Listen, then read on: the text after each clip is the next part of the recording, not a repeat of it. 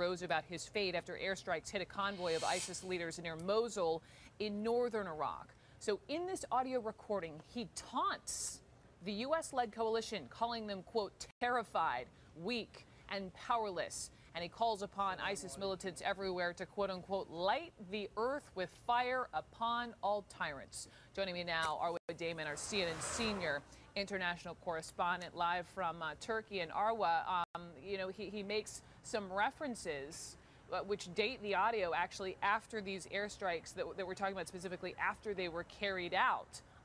Is that enough to I guess, end sort of the rumor swirling about his fate? What was your read into this recording?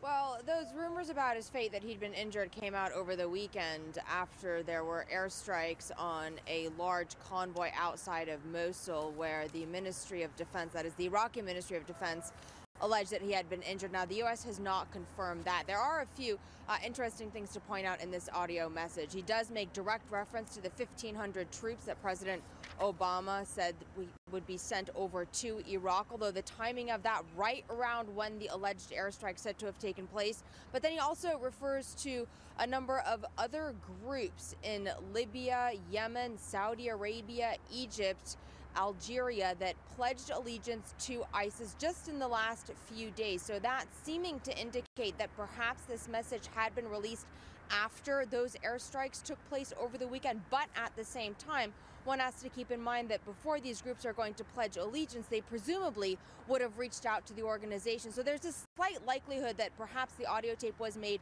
before the weekend. At the end of the day, even though we cannot verify its authenticity, it's clear that ISIS at this stage wants to use that message to send out a clear signal to its followers that, one, al-Baghdadi is alive and well, and two, the organization is as strong as ever, Brooke.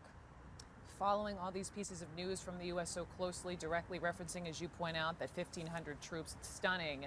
And then with regard to ISIS, they've also released another video, Arwa, showing these militants in this underground tunnel network, claiming it enables them to withstand those airstrikes. Tell me about the tunnels. Where do they come from?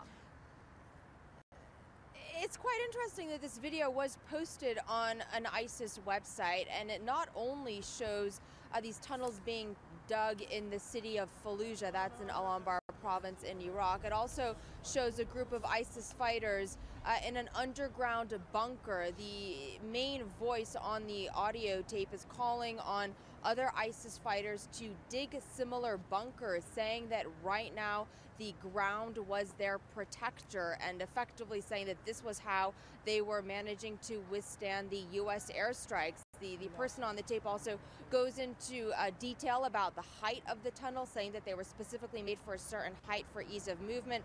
Also talks about how these bunkers are not just used to hide from airstrikes, but also as safe areas where ISIS fighters can rest and relax without fear of being caught up in these airstrikes. Now, that all being said and done, Brooke, it's most certainly not the first time we've been seeing militants digging elaborate underground networks